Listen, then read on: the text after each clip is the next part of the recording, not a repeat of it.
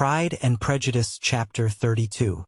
Elizabeth was sitting by herself the next morning, and writing to Jane, while Mrs. Collins and Maria were gone on business into the village, when she was startled by a ring at the door, the certain signal of a visitor. As she had heard no carriage, she thought it not unlikely to be Lady Catherine, and under that apprehension was putting away her half-finished letter, that she might escape all impertinent questions, when the door opened, and to her very great surprise Mr. Darcy, and Mr. Darcy only, entered the room. He seemed astonished too on finding her alone, and apologized for his intrusion, by letting her know that he had understood all the ladies to be within. They then sat down, and when her inquiries after Rosings were made, seemed in danger of sinking into total silence. It was absolutely necessary, therefore, to think of something, and in this emergency recollecting when she had seen him last in Hertfordshire, and feeling curious to know what he would say on the subject of their hasty departure, she observed, "How very suddenly you all quitted Netherfield last November, Mr. Darcy. It must have been a most agreeable surprise to Mr. Bingley to see you all after him so soon. For, if I recollect right, he went but the day before. He and his sisters were well, I hope, when you left London." "Perfectly so, I thank you." She found that she was to receive no other answer, and, after a short pause, added, "I think I have understood that Mr. Bingley has not much idea of ever returning to Netherfield again? I have never heard him say so, but it is probable that he may spend very little of his time there in future. He has many friends, and he is at a time of life when friends and engagements are continually increasing. If he means to be but little at Netherfield, it would be better for the neighborhood that he should give up the place entirely, for then we might possibly get a settled family there. But, perhaps, Mr. Bingley did not take the house so much for the convenience of the neighborhood as for his own, and we must expect him to keep or quit it on the same principle."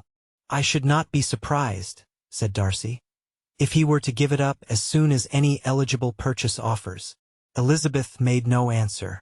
She was afraid of talking longer of his friend, and, having nothing else to say, was now determined to leave the trouble of finding a subject to him. He took the hint and soon began with, "This seems a very comfortable house. Lady Catherine, I believe, did a great deal to it when Mr. Collins first came to Hunsford." "I believe she did, and I am sure she could not have bestowed her kindness on a more grateful object. Mr. Collins appears very fortunate in his choice of a wife." "Yes, indeed. His friends may well rejoice in his having met with one of the very few sensible women who would have accepted him, or have made him happy if they had. My friend has an excellent understanding, though I am not certain that I consider her marrying Mr. Collins as the wisest thing she ever did. She seems perfectly happy, however, and, in a prudential light, it is certainly a very good match for her. It must be very agreeable to her to be settled within so easy a distance of her own family and friends." "An easy distance, do you call it? It is nearly 50 miles. "And what is 50 miles of good road? Little more than half a day's journey." "Yes, I call it a very easy distance." "I should never have considered the distance as one of the advantages of the match," cried Elizabeth. "I should never have said Mrs. Collins was settled near her family. It is a proof of your own attachment to Hertfordshire. Anything beyond the very neighborhood of Longbourn, I suppose, would appear far." As he spoke there was a sort of smile, which Elizabeth fancied she understood. He must be supposing her to be thinking of Jane and Netherfield, and she blushed as she answered, "I do not mean to say that a woman may not be settled too near her family. The far and the near must be relative, and depend on many varying circumstances. Where there is fortune to make the expense of traveling unimportant, distance becomes no evil. But that is not the case here.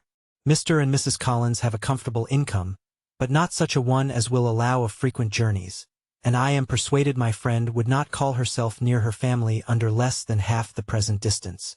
Mr. Darcy drew his chair a little towards her and said, "You cannot have a right to such very strong local attachment. You cannot have been always at Longbourn." Elizabeth looked surprised. The gentleman experienced some change of feeling. He drew back his chair, took a newspaper from the table, and, glancing over it, said, in a colder voice, "Are you pleased with Kent?" A short dialogue on the subject of the country ensued, on either side calm and concise, and soon put an end to by the entrance of Charlotte and her sister, just returned from their walk. The tête-à-tête surprisait them. Mr. Darcy related the mistake which had occasioned his intruding on Miss Bennet, and, after sitting a few minutes longer, without saying much to anybody, went away. "What can be the meaning of this?" said Charlotte, as soon as he was gone. "My dear Eliza, he must be in love with you, or he would never have called on us in this familiar way."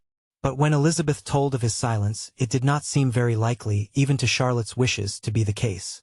And, after various conjectures, they could at last only suppose his visit to proceed from the difficulty of finding anything to do, which was the more probable from the time of year. All field sports were over. Within doors there was Lady Catherine, books, and a billiard table, but gentlemen cannot be always within doors. And in the nearness of the parsonage, or the pleasantness of the walk to it, or of the people who lived in it, the two cousins found a temptation from this period of walking thither almost every day. They called at various times of the morning, sometimes separately, sometimes together, and now and then accompanied by their aunt. It was plain to them all that Colonel Fitzwilliam came because he had pleasure in their society, a persuasion which of course recommended him still more, and Elizabeth was reminded by her own satisfaction in being with him, as well as by his evident admiration of her former favorite, George Wickham. And though, in comparing them, she saw there was less captivating softness in Colonel Fitzwilliam's manners, she believed he might have the best informed mind. But why Mr. Darcy came so often to the parsonage it was more difficult to understand. It could not be for society, as he frequently sat there 10 minutes together without opening his lips, and when he did speak, it seemed the effect of necessity rather than of choice, a sacrifice to propriety, not a pleasure to himself. He seldom appeared really animated.